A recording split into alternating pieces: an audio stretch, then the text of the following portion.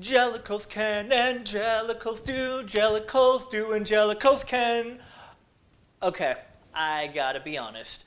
I have no clue what that means. And for a musical that uses the word jellicle hundreds of times, I'm still pretty confused.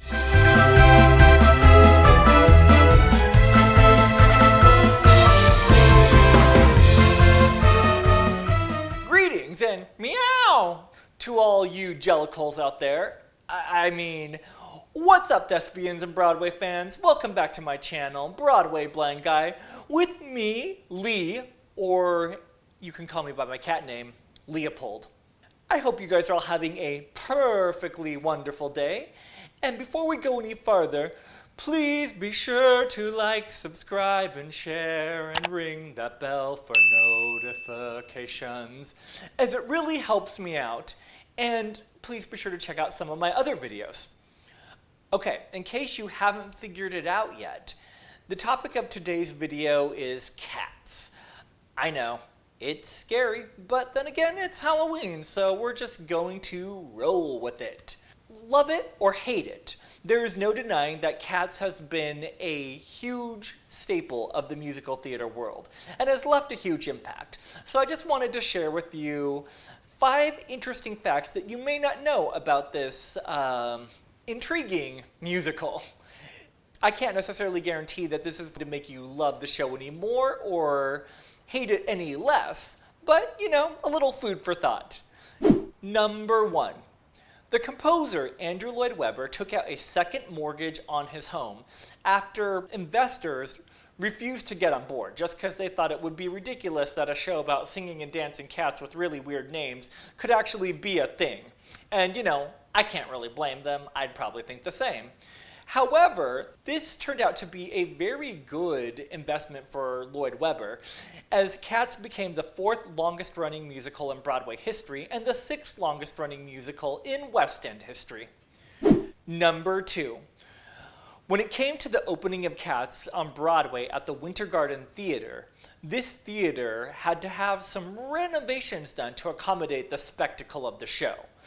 The first few rows of the orchestra had to be taken out so they could actually extend the stage for the big spectacle and scope of the set. There was also some groundbreaking technology introduced during this time with the use of a hydraulic lift that was put in the orchestra pit and a hole carved into the ceiling for Grizabella's ascension at the end. Yeah, I know, she flies out on a tire. I don't get it either. Number 3.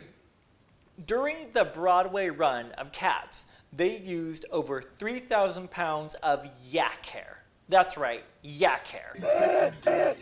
That's what they made each wig out of. And because each wig was measured specifically to each cast member's head, every time there was a replacement cast coming in, they couldn't just reuse the same wig, but they had to make a new one, which each wig took about 40 hours and cost a few $1,000s. So it was a big undertaking. I personally think that this is great material for Yaks the musical.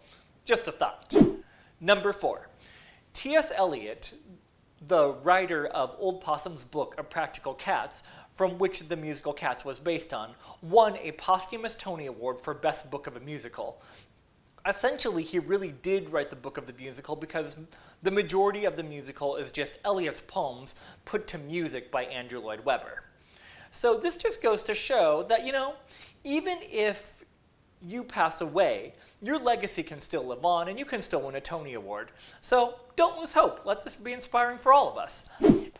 And number 5. In January 1996, during one of the Cats' performances, a lady was offended by the singing and dancing cat Rum Tum Tugger, who comes out into the audience every night and chooses a woman to dance with. During this particular performance, he came out into the audience and chose a woman who did not take fondly to his hip gyration. Therefore, she sued the company and the production for a few $1,000,000. So, there you have it. Just a few interesting facts about Cats that you may not know. Once again, it's still a confusing show to me, and I kind of feel like it always will be, but why don't you just take a moment to answer my poll question? What musical would you like to see on stage? A, Dogs the musical. B, Yaks the musical. C, my personal favorite, Fruit the musical. Imagine a big fruit bowl where all the singing and dancing fruit come out and introduce themselves. Yeah, I think it has merit. Anyway, thank you guys so much for watching. Keep singing, keep dancing, and keep loving Broadway, and let the memory live again.